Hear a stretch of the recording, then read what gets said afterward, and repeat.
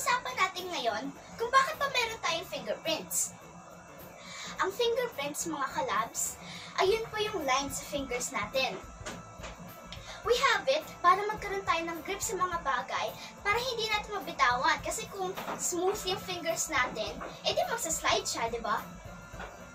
And alam niyo po ba, wala pong taong merong parehong fingerprints. Even twins, magkaiba po sila ng prints.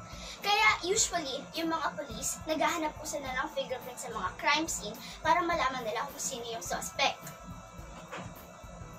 Did you know? Hindi lang mga taong merong fingerprints. Mga chimpanzees meron. Squirrels meron din. Same purpose din. Kung kailangan natin ng grip, edi kailangan din nila.